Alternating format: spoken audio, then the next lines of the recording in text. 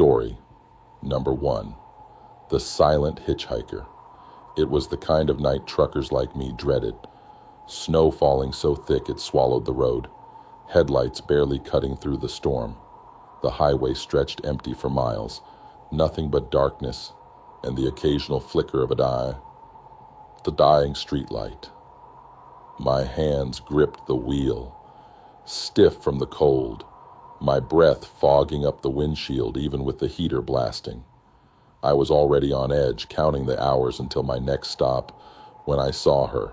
She stood at the side of the road, motionless. No jacket, no hat, just a thin dress barely visible against the snow. Her long, dark hair hung limp, her face pale under the dim glow of my headlights. Something about her presence made my stomach tighten. No one in their right mind would be out in this weather, not dressed like that. But leaving someone stranded in a storm, that wasn't an option. I slowed to a stop, rolling down the window. "Need a ride?" I called out. She didn't answer. She just stepped forward, opened the passenger door, and climbed in without a sound. The moment she sat down, I felt it. A shift in the air, like the temperature had dropped another 10 degrees. The heater was on full blast, but I could see my breath again. She closed the door gently, her fingers pale and stiff, as if she'd been standing in the cold for hours. "Where are you headed?" I asked, forcing a casual tone. She reached into her pocket and pulled out a crumpled piece of paper. No phone, no wallet, just this single, yellowed slip. I unfolded it, expecting an address, but all it said was, "Drive."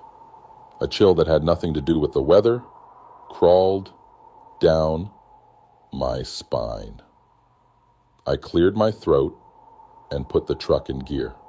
"All right, guess we're heading forward."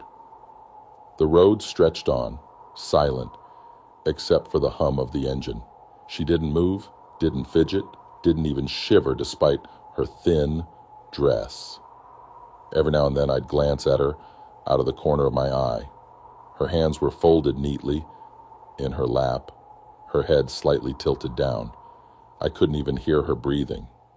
After a few miles, my unease turned into something worse. I checked the rearview mirror, and my grip on the wheel tightened. Her reflection wasn't there. I blinked, looked again. Nothing. The seat beside me was empty in the mirror. But when I turned my head, there she was, still, silent. My fingers twitched against the wheel. "You okay?" I asked, my voice tight. She didn't answer, didn't even blink, just sat there perfectly still. I reached for the radio, anything to break the suffocating silence. Static. I twisted the dial. More static. The station I'd been listening to 5 minutes ago was gone. The road stretched endlessly. No signs, no exits, just the storm swallowing everything outside. I couldn't shake the feeling that I was driving in circles. That no matter how far I went, I wasn't getting anywhere. Then I noticed the paper, the one she'd handed me. It was still on the dashboard, but now the word had changed. "Don't stop." My breath caught in my throat. My eyes flicked to the passenger seat. She hadn't moved, but I knew she was watching me. Even without turning her head, I felt it, the weight of her gaze pressing down on me. The temperature inside the truck dropped again, my fingers numb against the steering wheel.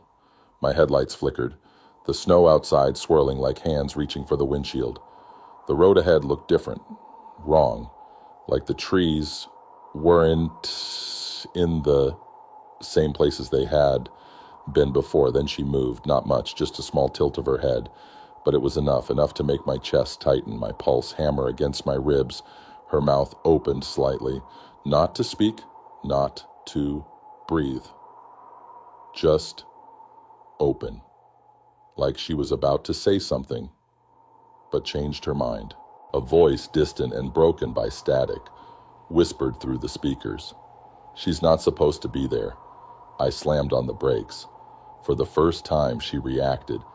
Her head snapped toward me so fast, I almost expected to hear her neck crack. Her eyes, dull and lifeless before, were wide now. Black, hollow, too deep. A sharp inhale filled the cabin, but it wasn't from me. It was from her. The radio buzzed again. Drive. My heartbeat pounded in my ears. The truck was at a dead stop now, the snow piling up around us. The paper had changed again. Too late. The truck engine died. The lights flickered out. I was plunged into darkness. Something moved beside me. I couldn't see her, but I felt her. Closer now. The cold pressing against my skin. The whisper of fabric as she turned in her seat. A hand, ice cold, fragile, brushed my arm. I jerked away, fumbling for my keys, but my fingers wouldn't work. The cold had sunk into my bones, paralyzing me. Then she spoke, a voice like wind through dead trees, soft, distant, but right in my ear. You should have kept driving. Everything went black. When I woke up, I was behind the wheel, the truck still running. The highway stretching ahead. The storm had passed, the sky a dull gray. She was gone. The passenger seat was empty, but the paper remained, resting on the dashboard like it had never moved. I picked it up with trembling fingers. One final message, scrawled in jagged handwriting. See you next time. I don't pick up hitchhikers anymore. Story number 2. The Last Stop. Diner. It was past midnight, and the snowstorm had swallowed the road whole. My wipers barely kept up, struggling against the thick white that piled up faster than I could blink. I had been driving for hours, my eyelids heavy, my hands stiff from gripping the wheel. There was no sign of life, just endless snow-covered trees, the hum of my tires, and the unsettling feeling that I was completely alone out here. Then I saw it, a glowing neon sign flickering through the storm. Last Stop Diner. Open 24 hours. Relief flooded my chest. I hadn't seen a gas station, a rest stop, or even a house for miles. I pulled into the small parking lot, the only car in sight. The diner sat there like a frozen relic, its lights warm against the suffocating white. I cut the engine, stepping out into the biting cold. The moment my boots hit the snow, the silence hit me like a weight. No wind, no distant highway noise. Atwar naksing alabel starstam. The of the door jingled as I stepped inside, and the hour tisar. Warmth wrapped around me like a blanket, and the place smelled like coffee and old grease. A classic 1950s-style diner, red leather booths, a long counter with stools, and a jukebox humming softly in the corner. At first glance, it looked normal. A few customers were scattered around, sitting eerily still. A woman in a tattered blue coat sat at the counter, stirring a cup of coffee that had gone cold. A man in a suit sat near the window, his fingers twitching on the table. An elderly couple occupied the booth closest to me, their food untouched. The waitress behind the counter looked up and smiled, but something about it was wrong. It was too perfect, too wide, like someone trying to act human. Her uniform was crisp, her name tag gleaming under the fluorescent light. "Cold night, huh?" she said, her voice oddly flat. "Take a seat anywhere, honey." I hesitated. Every instinct in me screamed leave, but exhaustion won over. I slid into a booth near the door, forcing myself to relax. The menu was old and yellowed. The same classic diner fare. Burgers, fries, milkshakes. But something felt off. The pages were slightly damp, and the ink had bled in places like they hadn't been touched in years. The waitress appeared beside me so quickly, I nearly jumped. "What can I get you?" "Just coffee," I muttered, rubbing my hands together for warmth. She poured it without breaking eye contact. The coffee was thick, almost blacker than it should be. The steam curled upward in unnatural patterns. I took a hesitant sip. Bitter, metallic, wrong, and the man in the suit near the window turned his head slightly, just enough for me to see his face. His skin was pale, stretched too tight over his bones, his eyes glassy. He hadn't blinked once. The door creaked open and I turned, expecting another lost traveler. Instead, the wind howled through an empty doorway. No one had entered, but when I looked back, the woman at the counter was gone. A chill ran down my spine. The waitress was still there, still smiling, her eyes never leaving me. "You need anything else, sugar?" I swallowed hard, forcing a casual tone. "No, just passing through." Her smile widened. Aren't we all? Something about the way she said it made my stomach twist. I reached for my wallet, ready to throw some cash on the table and leave. But then I noticed the bill sitting next to my cup. It wasn't mine. The paper was yellowed, the handwriting strange and jagged. "Don't eat. Don't drink. Don't look at the clock."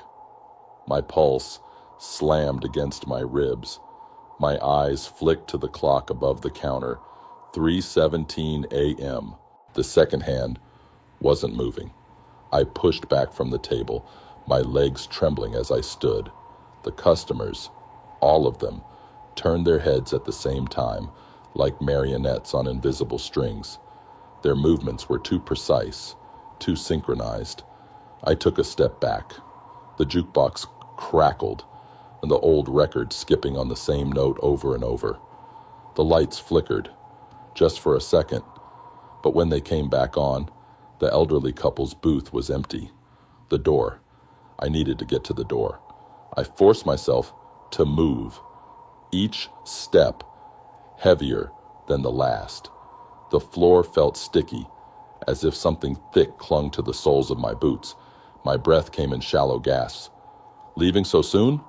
the waitress asked. Her voice was wrong now, layered, like multiple voices speaking at once. I didn't answer. My fingers wrapped around the handle of the door, and I pulled. It didn't budge. I yanked harder. "Didn't you read the sign, sugar?" she cooed. The neon outside flickered violently. "Last Stop Diner. Open 24 hours. The only thing that changed was the last part. Last Stop Diner. Open forever. Panic exploded in my chest. My hands were slick with sweat as I pounded on the glass. The storm outside was gone. No snow, no road, just blackness, an endless, swallowing void. A whisper slid past my ear. "You should sit back down." I spun around and she was inches from my face. Her eyes weren't human anymore, just gaping black holes, endless and consuming. The customers behind her grinned, their teeth jagged and wrong. The walls of the diner pulsed, breathing like something alive. The counter melted into the floor, the booths stretching upward like skeletal fingers. The air grew thick, suffocating, pressing in on me from all sides. I had to move. I had to run. With everything in me, I lunged toward the window, throwing my weight into it. The glass shattered, and I fell forward into the snow. The real snow. The cold hit me like a punch, knocking the air from my lungs. I scrambled to my feet, panting, my truck still sitting in the lot, headlights still on. But when I turned back, the diner was gone. No building, no lights, just untouched snow and an empty road stretching into the darkness. I stood there, my heart hammering, my mind screaming that none of this made sense. The only proof that any of it had happened was the taste of that bitter, metallic coffee still lingering on my tongue. I climbed into my truck, locked the doors, and peeled out of that lot so fast my tires nearly spun out. I didn't stop driving for hours. When I finally dared to pull over at a gas station, the cashier gave me a strange look. "You all right, man?" he asked. I swallowed hard. Yeah, just a long night." He nodded, then paused, frowning. "Hey, weren't you just here?" The air left my lungs. "What?" He tapped the counter. "Came in an hour ago. Ordered a coffee. Sat right there." I turned, my eyes locking onto the booth near the window. My jacket was still draped over the chair. A cup of coffee sat on the table, steam curling from its surface. I stumbled backward. "No, I wasn't here." The cashier's brows furrowed. "Sure you were. Even left a note." My fingers trembled as I picked up the slip of paper. My own handwriting stared back at me. "Don't eat. Don't drink. Don't look at the clock. Story number 3. The girl in the snow." The snowstorm had swallowed everything. The road, the trees, even the sky. It was all just an endless blur of white. Our SUV crawled forward, the wipers barely keeping up with the thick flakes hammering against the windshield. We had been driving for hours, lost somewhere in the mountains after missing a turn. The GPS had given up long ago, showing nothing but a blank screen. The only thing keeping us from pure panic was the fact that we were together. Me, my girlfriend, Emily, and our 2 friends, Jason and Mark. "We should stop," Emily murmured, her voice tight. "It's getting worse." Jason, who was driving, sighed. "Stop where? There's nothing out here." Just as the words left his mouth, I saw her. A girl standing alone in the snow. She was barely visible through the storm, a small figure in a thin white dress, no jacket, no gloves, just long dark hair falling over her face and bare feet sinking into the snow. Emily gasped. "Oh my God, stop." Jason hit the brakes, and the SUV slid before coming to a shaky stop. The girl didn't move. She stood there, motionless, staring down at the ground. "What the hell is she doing out here?" Mark whispered. No one answered. The temperature inside the car suddenly felt suffocating, thick with something unspoken. "She's freezing," Emily said, already reaching for the door handle. Jason grabbed her arm. "Wait! This isn't right. We can't just leave her." I swallowed, staring at the girl. Something about her posture made my skin crawl. She wasn't shivering. She wasn't even moving. Emily shook Jason off and pushed the door open. A blast of icy wind rushed in, stealing the breath from my lungs. Before we could stop her, she was already running toward the girl. "Hey, are you okay?" Emily's voice was barely audible over the storm. The girl finally moved. Not much, just a slight tilt of her head. The kind of movement that sent a cold spike of fear through my gut. Emily reached her and hesitated. "Where are your parents?" Silence. I leaned forward, gripping the dashboard. "Emily, just..." The girl lifted her head. I felt the air in my lungs turn to ice. Her eyes weren't normal. They were black. Not like a person's pupils, just endless, soulless voids. And she was smiling. Emily took a step back. "Guys..." Then the girl moved. She didn't run. She didn't walk. One moment she was in front of Emily. The next she was standing closer to the car, inches from the passenger side window. Her breath didn't fog up the glass. Her skin was so pale it almost blended with the snow. Mark cursed under his breath. "Get back in the car. Now." Emily didn't need to be told twice. She scrambled back, slamming the door shut behind her. The girl just stood there, watching, smiling. Then she turned and walked. Not toward us, not toward any road. Just straight into the woods, disappearing into the swirling snow. The silence in the car was deafening. Jason was the first to break it. "We're getting the hell out of here." No one argued. The SUV lurched forward, tires skidding slightly before finding traction. I kept my eyes locked on the rearview mirror, watching as the girl's figure became smaller and smaller, until the storm swallowed her whole. We drove in silence for what felt like an eternity. No one spoke. No one even breathed too loudly. The only sound was the wind howling around us, pressing against the car like unseen hands. Then Emily whispered, "Her footprints." My stomach dropped. "What?" She turned slowly, her face pale. She walked away, but there weren't any footprints in the snow. A sickening wave of dread washed over me. I hadn't noticed before, but now that I thought about it, she was right. The SUV skidded slightly as Jason pressed the gas harder. "I don't care what that was, we're not stopping again." We all agreed, but the storm didn't let up. The road twisted and turned, and no matter how far we drove, there were no signs of civilization. Just trees. Just snow.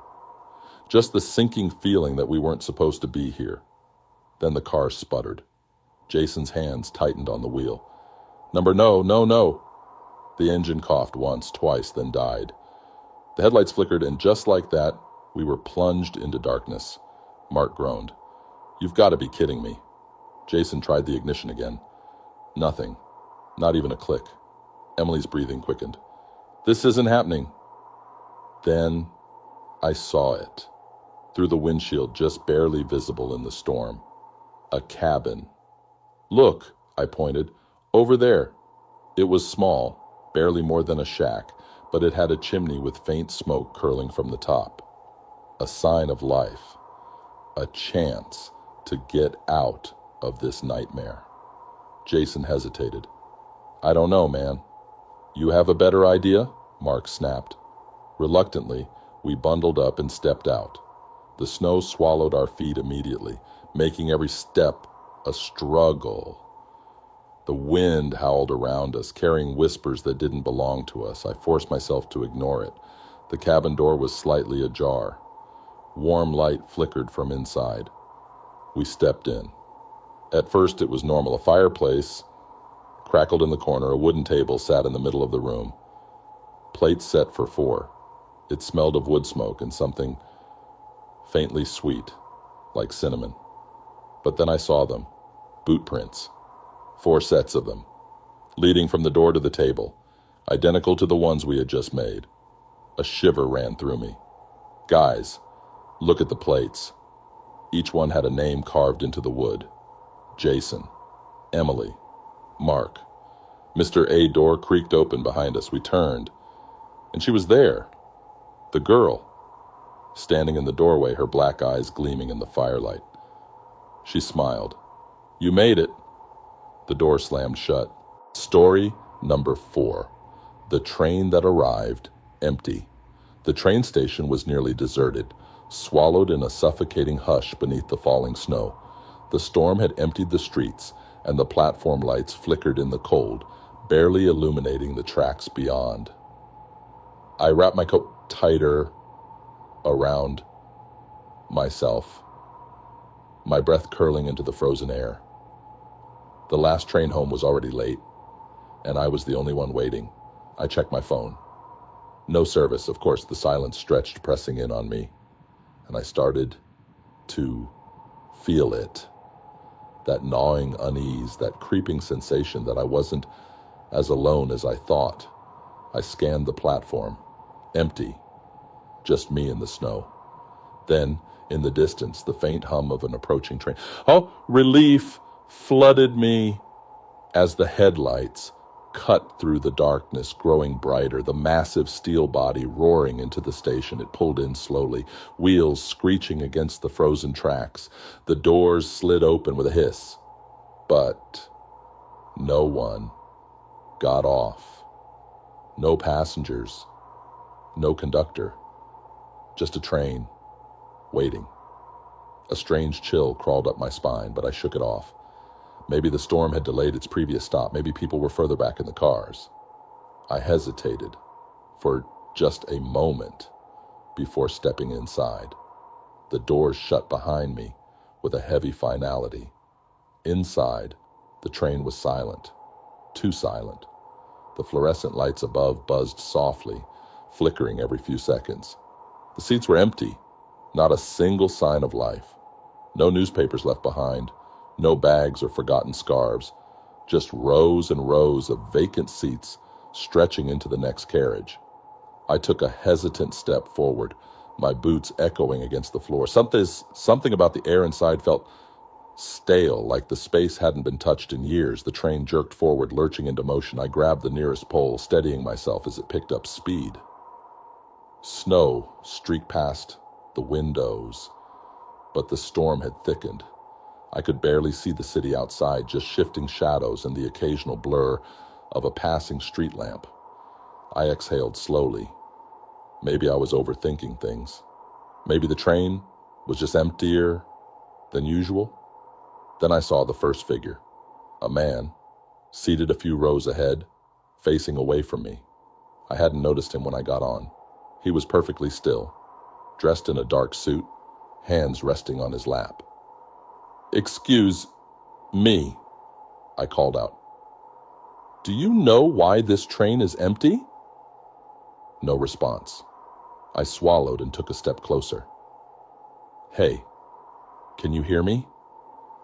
Still nothing. Something about the way he sat made my stomach twist.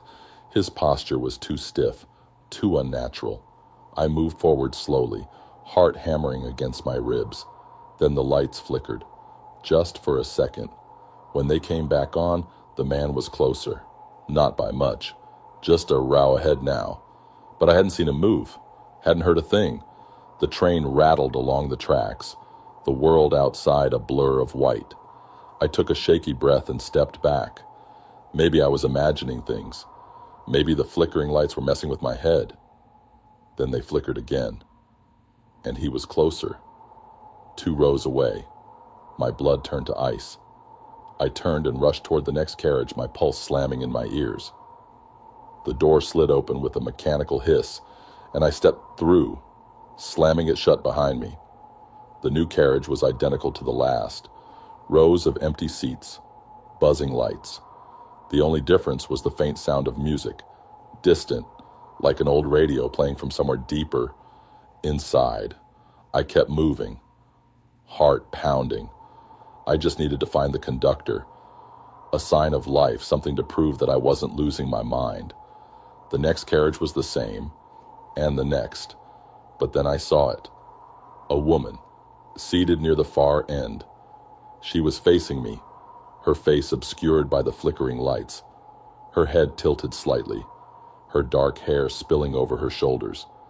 I exhaled in relief, hurrying forward. "Hey, excuse me, do you..." The train lights went out completely. Total darkness swallowed me. The air turned frigid. My breath came in quick, shallow gasps as my fingers trembled against the cold metal pole. Then the lights flickered back. The woman was right in front of me.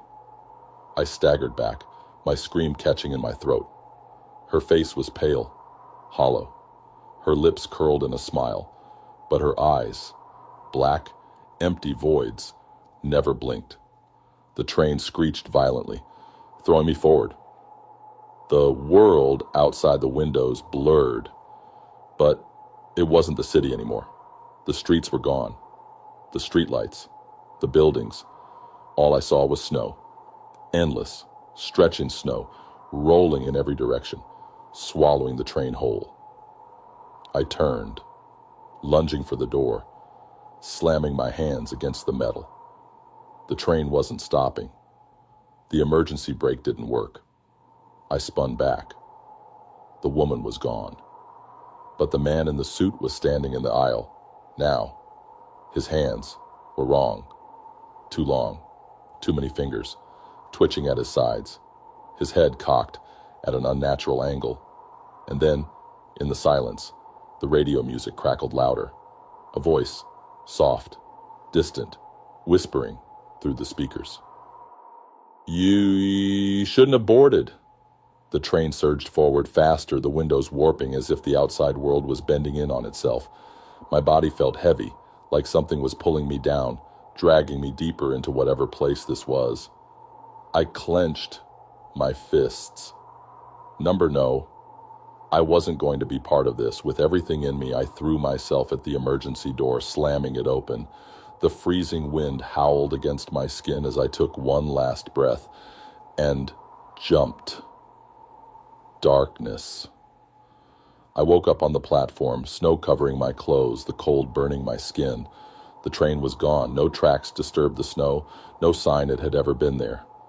I stumbled to my feet, gasping, shaking, my mind screaming at train me to make sense of it. But before I could, I heard it, a distant hum, the sound of a train approaching. And this time, the platform wasn't empty. The man in the suit was standing at the edge, waiting. Story number 5. The plow driver's last route. The storm had swallowed the town whole.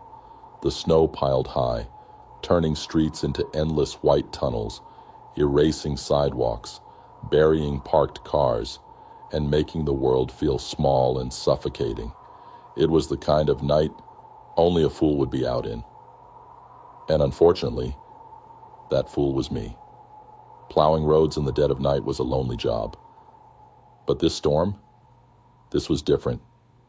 Something about it felt wrong. The snow wasn't just falling. It was pressing, like it was trying to bury something. Or maybe trying to keep something in. I was halfway through my last route when I saw him. A man standing in the middle of the road. I slammed the brakes, tires skidding on the ice. The headlights cut through the swirling snow, casting long shadows. He was dressed in nothing but thin pajamas, his bare feet sinking into the snow. No jacket, no hat, just standing there like the cold didn't touch him.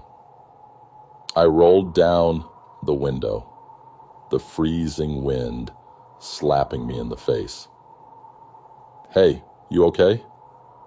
He didn't answer. His head was tilted slightly like he was listening to something. A deep unease settled in my gut.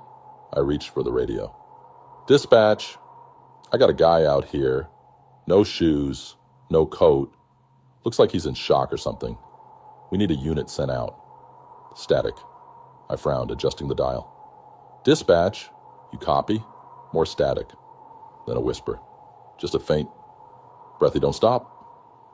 I yanked my hand back like I'd been burned. The man moved. Not walked. Just shifted. 1 second he was 20 feet away. The next he was standing right at my window. I didn't see him move. Didn't hear a step. Just there. Up close, his skin was pale, almost blue. His lips cracked from the cold. His eyes, God, his eyes, they were too dark, too deep. He leaned down, so close I could feel the icy air coming off him. Then, in a voice that wasn't his, that wasn't human, he whispered, "Don't look behind you." Every muscle in my body locked up. I didn't want to. But the moment someone tells you not to look, you do. My breath froze in my throat. In my side mirror, there were footprints, leading up to my truck. But not from him. From something else. Something still standing there. I couldn't see it. Only the tracks. Deep, pressed into the snow, circling my truck, as if something had been waiting, watching. The man's lips curled into something that was almost a smile. I slammed my foot on the gas. The plow roared forward, the man vanishing into the storm like he had never been there. The road ahead blurred into a tunnel of white, but I didn't care. I just needed to get out. But the footprints, they didn't stop. They didn't fade. They kept appearing one by one, following me. My hands were shaking, gripping the wheel so tight my knuckles ached. I could hear something now, beneath the hum of the engine, a whisper crawling into my ears, slithering into my brain. The radio crackled again, a voice distant and broken. "Turn back!" I slammed the dial off, my pulse a hammer against my ribs. The town was ahead. I could see the faint glow of streetlights fighting against the storm. Just a few more miles. Then my headlights flickered. And for half a second I saw it. A shape, running on all fours. Too fast, just at the edges of my vision. Its limbs, too long. Its movement, too unnatural. The lights flickered again, and it was gone. But the footprints, they were right outside my door now. I wasn't alone in the cab anymore. The air turned sharp, the temperature plummeting in an instant. My breath curled in front of me, thick and white. Something exhaled behind me. I didn't turn, didn't blink, didn't breathe. A hand, ice cold, too many fingers, brushed against my shoulder. My vision blurred. Then, a horn, loud, close. I gasped, snapping back into reality. The plow was in the middle of town. The diner, the gas station. I was back. The footprints, gone. The whispers, gone. The thing behind me, I didn't check. I threw the truck into park, shaking so bad I could barely move. My radio crackled one last time. A voice, software amused. "See you next storm." I haven't worked a night shift since. Story number 6. Room for one more. The snowstorm had turned vicious by the time I reached the Airbnb. The road leading up the mountain had been barely visible, my car's headlights struggling against the thick white curtain of snow. My phone's GPS had lost service miles ago, leaving me relying on a screenshot of the host's instructions. I was supposed to be here alone, a quiet winter retreat. Just me, the snow, and silence. The cabin was small but looked cozy enough. A single-story structure with wooden walls, a pitched roof buried under layers of snow, and a small porch light flickering against the storm. I killed the engine, grabbed my bag, and hurried inside, the cold biting at my skin. The interior was exactly as pictured, rustic but comfortable. A fireplace crackled warmly, as if it had been burning all evening, even though no one was supposed to be here before me. A couch sat in the center, a small dining table near the kitchen, and a single bed tucked into the corner. I exhaled, shaking the cold from my body, already feeling the tension ease from my shoulders. Then I saw it. A second bed. I frowned. That wasn't in the listing. There was only supposed to be one. But there it was, neatly made, positioned against the opposite wall, just a few feet from mine. The covers were tucked perfectly, the pillows fluffed, as if expecting someone. A strange chill crept up my spine.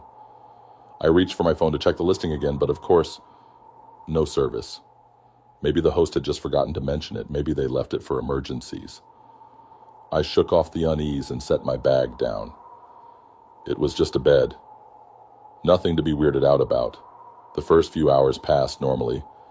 I made dinner, sat by the fire, read a little. The storm outside raged on, the wind howling against the cabin walls. Every now and then, the power flickered, but it held steady. Then, as I was getting ready for bed, I noticed something strange. The second bed.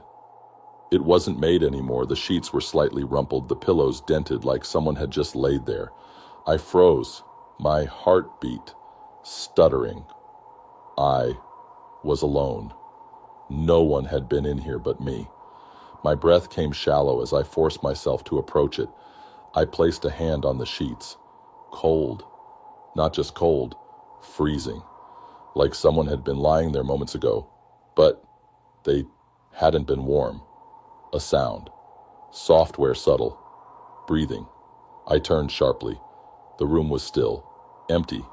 But I could hear it. Slow, raspy breaths coming from nowhere and everywhere at once. I took a step back.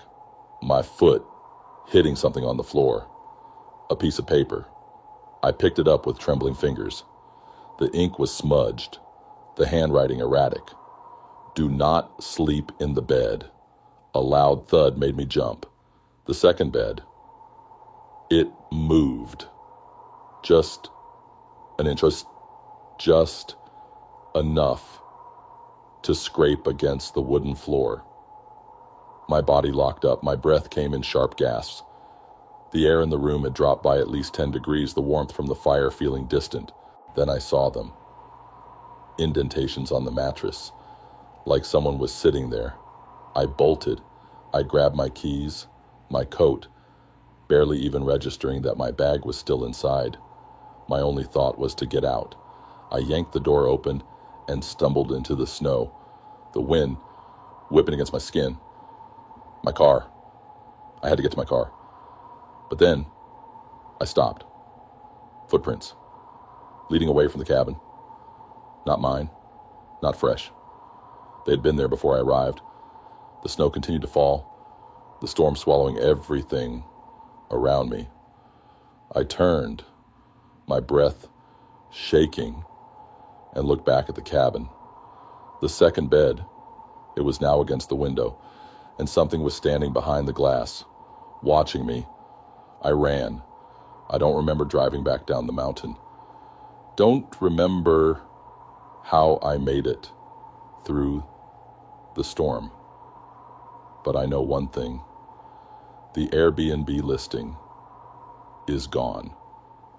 Like it never existed. Story number 7. The man frozen in the ice. The lake had frozen over weeks ago. A thick sheet of ice stretching endlessly under the heavy snowfall. The town was silent this time of year, buried in white. The tourists long gone. It was just me and Daniel. 2 locals too restless to sit inside, deciding to hike out to the lake despite the warnings. The storm was picking up, but we didn't care. We were young, stupid, and too used to the cold to be afraid of it. We reached the lake by late afternoon. Surface was eerily smooth, untouched, except for a few scattered animal tracks leading toward the tree line. Daniel grinned, kicking at the snow piled along the edge. Think it's solid? I stepped forward, testing the ice with my boot. Yeah, feels strong.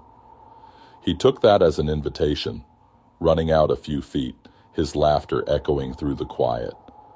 I hesitated before following, my steps cautious, the sound of our movements sharp against the stillness. The lake felt different this year, too quiet, too heavy.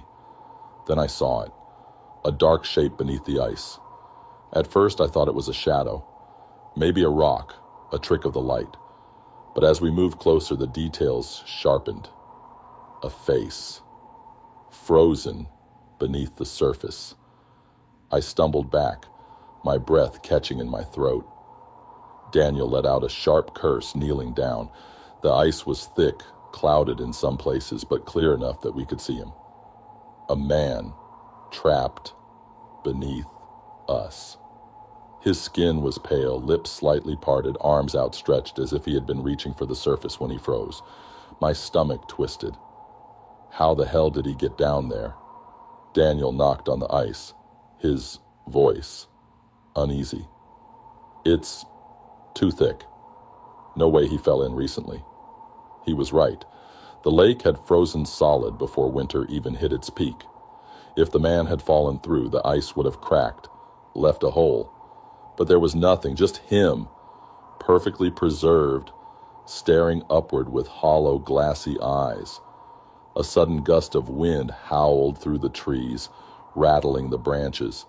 The temperature seemed to drop all at once, the cold biting through my jacket. I shivered, stepping back, suddenly desperate to be anywhere but here. Daniel exhaled sharply.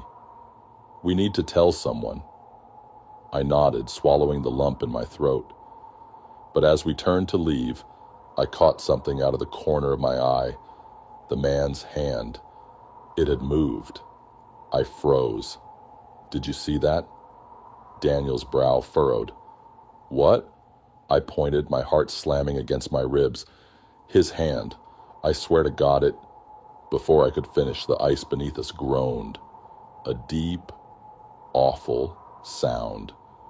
Like something shifting beneath the surface. Daniel grabbed my arm. Let's go. Now. We ran, our boots slipping against the ice as we bolted for the shore. My lungs burned, my mind screaming at me not to look back. But I did, and I wished I hadn't. The man in the ice was no longer still. His face, once frozen in an expression of silent horror, was watching me. His eyes, dark, sunken, unnatural, locked onto mine. Then his lips moved. Lips. Story. Number 6. Room for one more.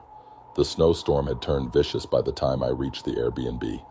The road leading up the mountain had been barely visible, my car's headlights struggling against the thick white curtain of snow. My phone's GPS had lost service miles ago, leaving me relying on a screenshot of the host's instructions. I was supposed to be here alone, a quiet winter retreat. Just me, the snow, and silence.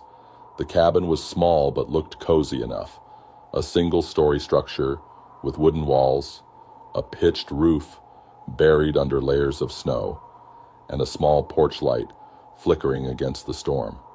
I killed the engine, grabbed my bag, and hurried inside, the cold biting at my skin.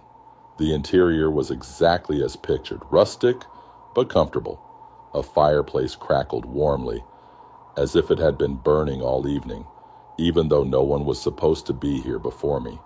A couch sat in the center, a small dining table near the kitchen, and a single bed tucked into the corner. I exhaled, shaking the cold from my body, already feeling the tension ease from my shoulders. Then I saw it. A second bed. I frowned. That wasn't in the listing. There was only supposed to be one. But there it was, neatly made, positioned against the opposite wall, just a few feet from mine. The covers were tucked perfectly, the pillows fluffed, as if expecting someone. A strange chill crept up my spine. I reached for my phone to check the listing again, but of course, no service. Maybe the host had just forgotten to mention it. Maybe they left it for emergencies. I shook off the unease and set my bag down. It was just a bed. Nothing to be weirded out about. The first few hours passed normally. I made dinner, sat by the fire, read a little. The storm outside raged on, the wind howling against the cabin walls. Every now and then, the power flickered, but it held steady. Then, as I was getting ready for bed, I noticed something strange. The second bed. It wasn't made anymore. The sheets were slightly rumpled, the pillows dented like someone had just laid there. I froze, my heartbeat stuttering. I was alone. No one had been in here but me. My breath came shallow as I forced myself to approach it. I placed a hand on the sheets. Cold. Not just cold, freezing. Like someone had been lying there moments ago, but they hadn't been warm. A sound. Software subtle. Breathing. I turned sharply. The room was still. Empty. But I could hear it. Slow, raspy breaths coming from nowhere and everywhere at once. I took a step back. My foot hitting something on the floor. A piece of paper. I picked it up with trembling fingers. The ink was smudged. The handwriting erratic. Do not sleep in the bed. A loud thud made me jump. The second bed. It moved. Just an inch. Just enough to scrape against the wooden floor. My body locked up. My breath came in sharp gasps. The air in the room had dropped by at least 10 degrees, the warmth from the fire feeling distant. I opened it. It was dark, blurry. It took me a second to understand what I was looking at. My bedroom window. From the outside, and in the reflection of the glass, A face watching me. Story number 8. The cab that never stopped. The snow fell in thick, suffocating sheets, turning the city into a frozen graveyard. The streets were empty, the usual hum of nightlife buried beneath the weight of the storm. I had just finished a long shift at work. Exhausted, my fingers stiff from the cold, as I pulled out my phone to request a cab. My bus had stopped running hours ago, and there was no way I was walking home in this weather. The app took longer than usual to load. The signal was weak, flickering in and out. After a few moments, a notification popped up. Cab arriving in 2 minutes. No driver name, no license plate, just those 2 words. I hesitated. That was strange.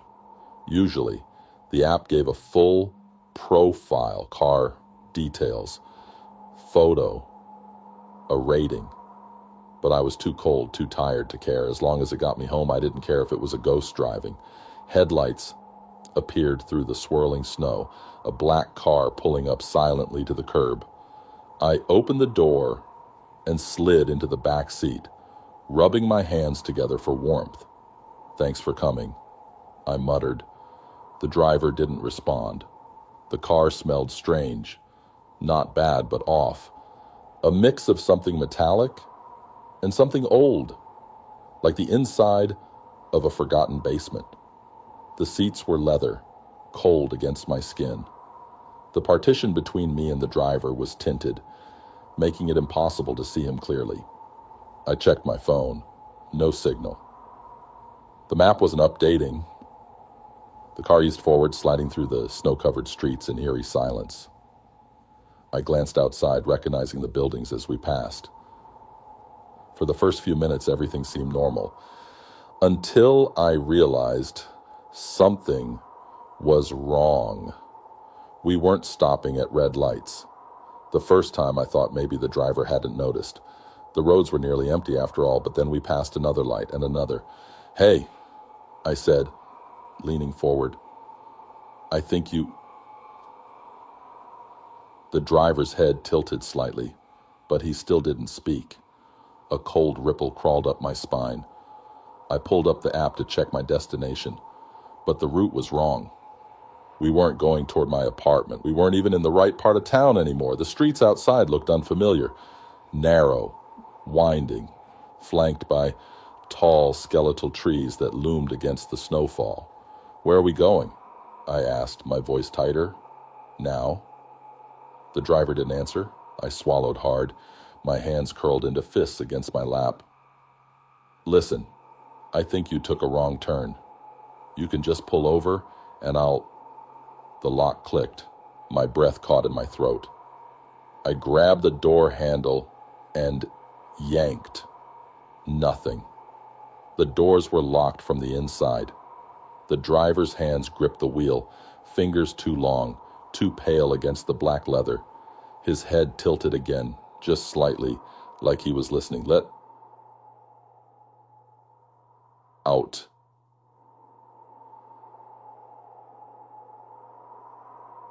Demanded, my voice shaking now. "Let me out, or I swear." The car sped up. The buildings had disappeared. There were no more streetlights, no signs, just an endless stretch of road, disappearing into the storm. The snow outside was falling harder now, swallowing everything, blurring the world into an endless white void. I slammed my fist against the partition. "What the hell is this? Let me out!" Finally, the driver moved. His head turned slow and unnatural, like a puppet on rusted strings.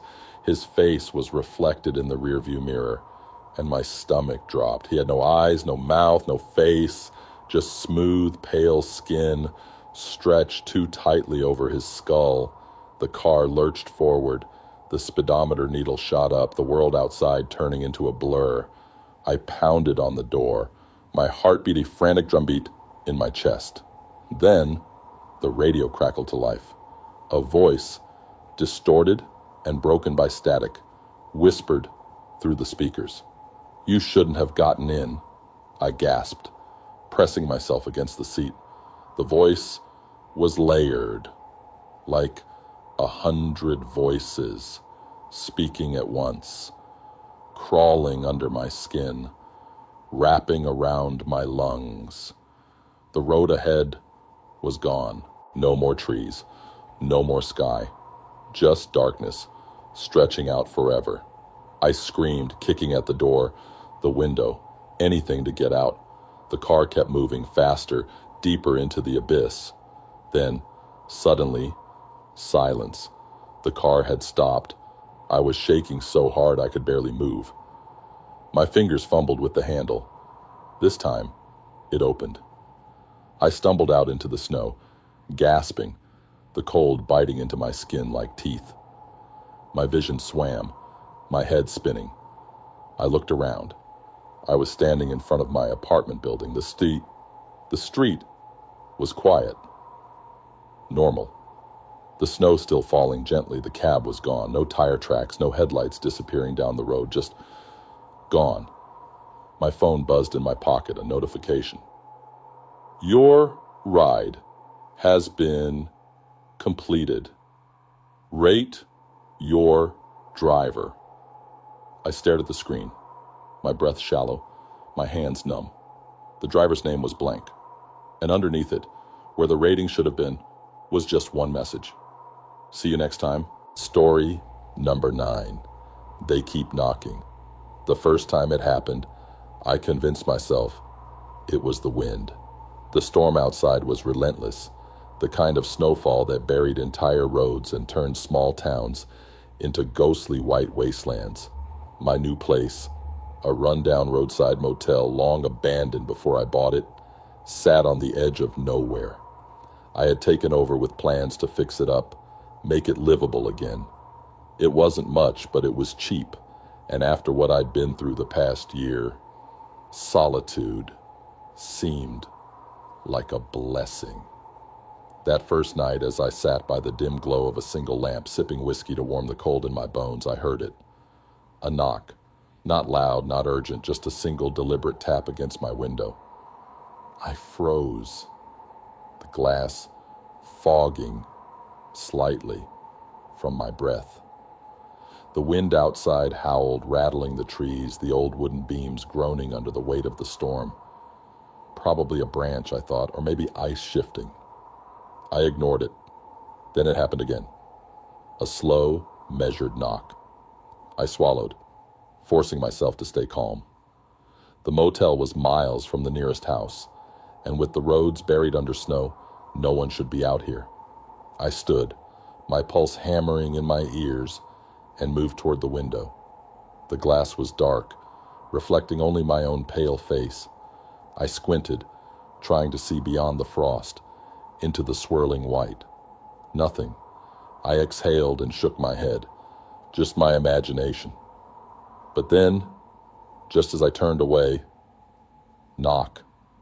This time it was at the front door. My stomach twisted. I crept toward the door, every instinct screaming at me not to open it. I pressed my ear against the wood, listening. Nothing but the storm outside. Seconds passed, then minutes. I unlocked the door and cracked it open, just an inch. The porch was empty. Snow stretched untouched in every direction. No footprints, no sign that anyone had been there. I shut the door, locked it, and told myself it was just my nerves. But I didn't sleep that night. The next day, the knocking started earlier. At exactly 3 p.m., a single knock at the back window. I was in the middle of unpacking, trying to distract myself from the gnawing unease that had settled in my gut. I froze, my breath catching in my throat. I turned slowly. The window was small, covered in a layer of frost, and this time there was something outside. A shape, just a dark silhouette, standing completely still. My blood turned to ice. I couldn't see details.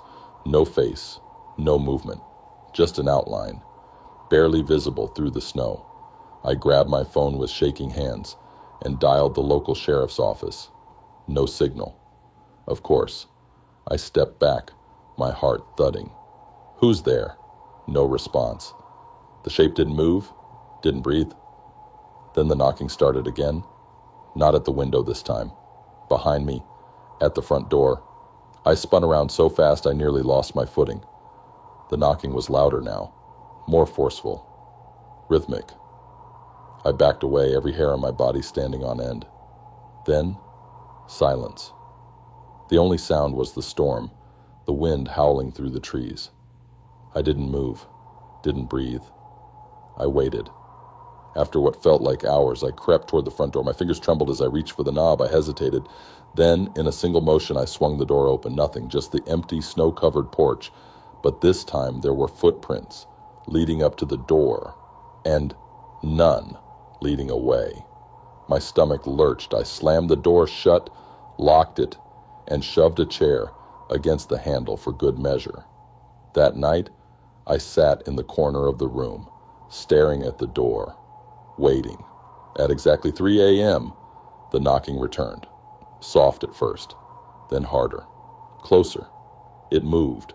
From the front door to the window, then the back door, then the bathroom.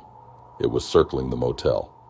I covered my ears, squeezing my eyes shut. Wasn't real. It couldn't be real. But then the whispering started. A low, guttural sound, barely audible over the storm. Words I couldn't understand, voices layered on top of one another. Then, clear as day, one voice arose above the others. "Let us in." My body went rigid. I forced myself to look up. The shadows outside my window had grown. Not one, not two, dozens. Standing, watching, waiting. My breath came in sharp gasps. I grabbed my keys, my bag, anything I could reach. I had to get out. I moved toward the door, but before I could touch it, the knocking stopped. The voices went silent. For a long moment, I didn't move. Then, slowly, I turned back toward the window. The shapes were gone. The snow was untouched, like nothing had ever been there. I didn't sleep. At first light, I packed my things and left. I didn't care if the storm hadn't cleared. I drove until the motel was nothing but a speck in my rearview mirror. I never went back. But sometimes, on quiet nights, when the wind is just right, I still hear the knocking. Story number 10, the night bus. The last bus of the night pulled up to the stop, its headlights barely cutting through the thick snowfall. The city was nearly silent, buried under layers of ice. The streets empty, except for me.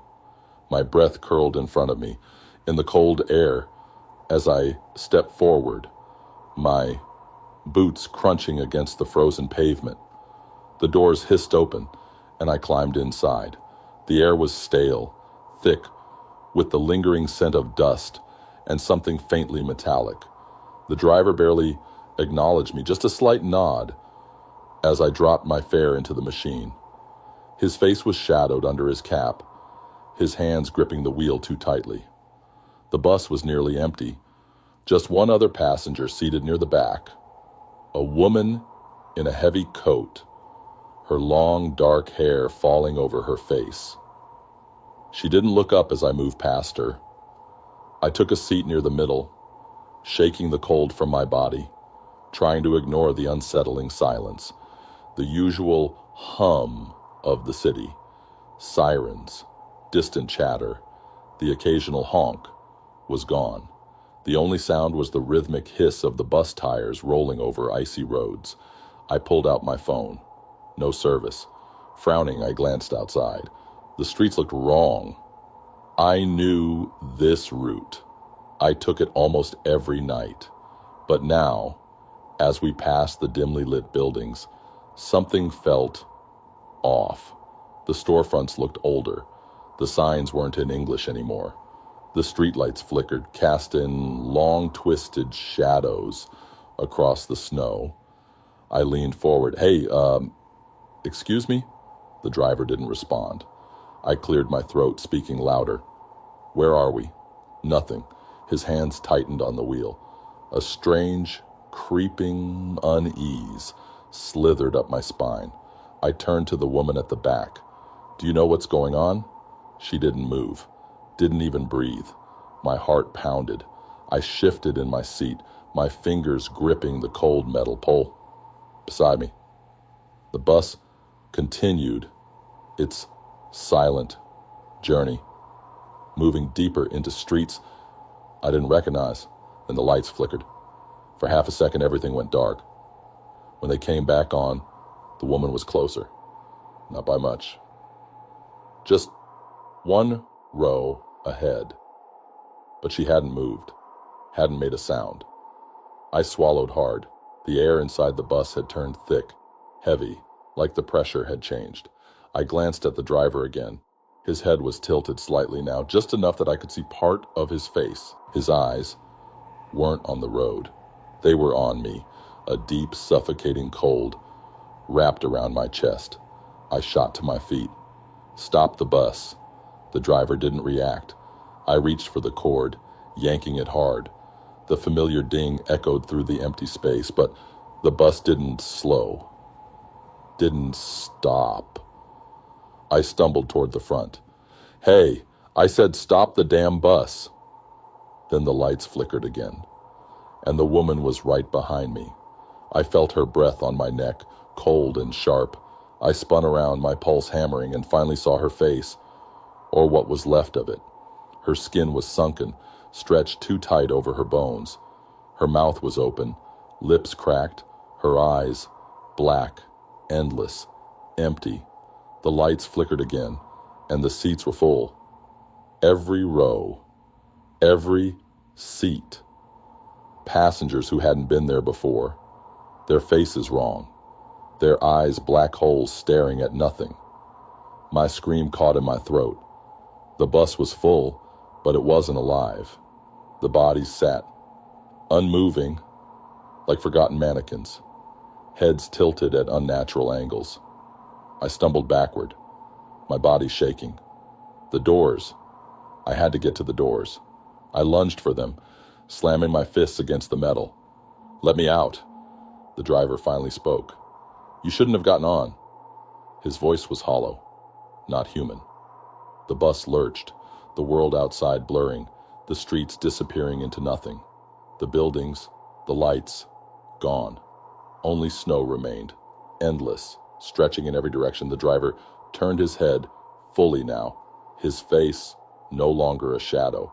There was nothing beneath his cap, no features, no mouth, no face.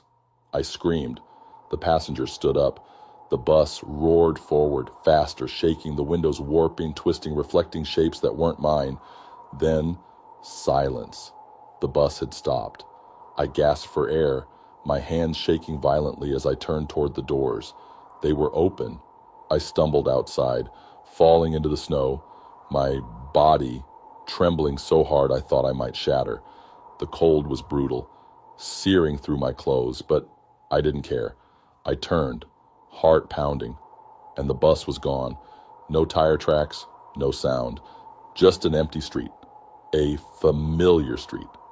My street. I was home. But as I stood there, my breath coming in ragged gasps, my phone buzzed in my pocket. A notification from the bus app. Your ride has been completed. See you again soon. I never took the night bus again. Story number 11. The basement door that shouldn't exist. When I bought the house, I thought I had gotten a good deal. A little fixer-upper on the outskirts of town, buried under a thick blanket of snow, isolated enough that I wouldn't be bothered by neighbors. It was old, creaky, but had character. Something about it felt right. Until I noticed the door. It was in the hallway just past the kitchen, a heavy wooden door with a rusted handle locked tight. At first I assumed it was a storage space. Something the realtor had forgotten to mention. But as I explored the house, I found the real basement entrance. on the other side of the house. That door shouldn't have existed. I ran my fingers over the frame, pressing my ear against the wood. Silence. No draft, no sounds, just dead air beyond it. Something about it made my skin crawl. That night, as the snowstorm raged outside, I sat by the fireplace, trying to shake the unease that had settled in my chest. The house groaned against the wind, the wooden beams stretching, shifting, like an old man waking from a long sleep. I convinced myself the door was nothing, just a quirk of an old house, until I heard the knocking. It was faint, distant, but unmistakable.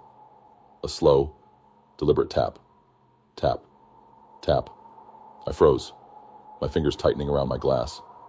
It was coming from the hallway, from behind the basement door. I hadn't opened it, hadn't even touched it.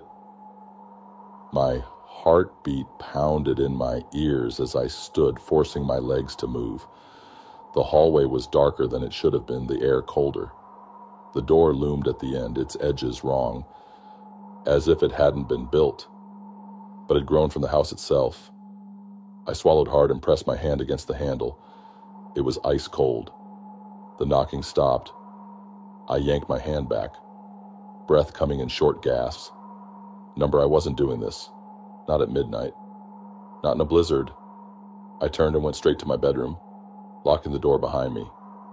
That night, I barely slept. The wind screamed through the trees, the walls shuddering with every gust, and beneath it all, just barely audible, tap, tap, tap. The next morning, I convinced myself I had imagined it. Stress, maybe even a rat stuck in the walls. I grabbed my toolbox and marched to the door, determined to put an end to my own paranoia. The lock was rusted, the screws barely holding. It took some effort, but eventually I managed to pry it open.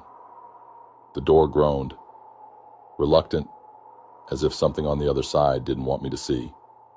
The air that rushed out was wrong. Stale, damp, thick, with something that smelled like whetstone and rot. My stomach twisted as I aimed my flashlight inside. The basement was not a basement. It stretched downward, a long, spiraling staircase disappearing into darkness. The walls weren't made of concrete, but rough, uneven stone like a cave carved into the earth. Cold air breathed against my skin, heavy and damp, like something waiting at the bottom. I should have closed it, should have left it alone. But something pulled me forward. Step by step, I descended. The walls narrowed as I went deeper, the steps worn and uneven. The deeper I went, the stronger the smell became. My flashlight flickered, the shadows stretching unnaturally long. Then I heard it, breathing, slow, deep, below me. I stopped, my whole body locked in place. My mind screamed, run, but my feet wouldn't move. Then, a whisper, a voice soft, curling around my ears like smoke. You're not supposed to be here. I turned and ran. The stairs blurred beneath my feet, my flashlight bouncing wildly as I scrambled upward. The air behind me shifted, something moving, something coming up the stairs. I reached the door and slammed it shut, locking it, shoving my weight against the wood. The house groaned, the walls shuddering as if the whole place had come alive. Then, silence. I stood there, gasping, waiting. No knocking, no whispers, just the wind howling outside. That night, I shoved a heavy dresser against the door. I didn't sleep. The next morning, I called a contractor, asked him to come check the house. I didn't tell him what I found, just that I needed the basement door sealed shut. When he arrived, I led him to the hallway, but the door was gone. Not locked, not broken, just gone, as if it had never existed. The contractor gave me a strange look, but I didn't care. I nodded, thanked him, and told him I must have made a mistake. That night, I barely breathed as I walked past where the door used to be. Just an empty wall now. Smooth. Unmarked. But as I turned away, Tap, tap, tap from inside the wall. If you made it this far, congratulations. You survived the night for now. But tell me, have you ever experienced something strange? Something you couldn't explain? Share your horror stories in the comments below.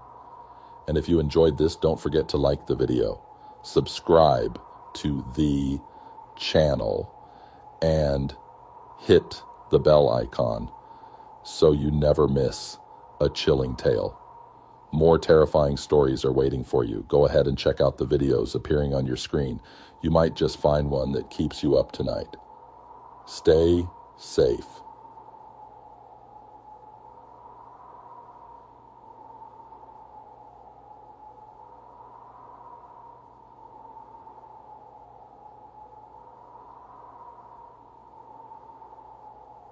Don't open any doors that shouldn't exist.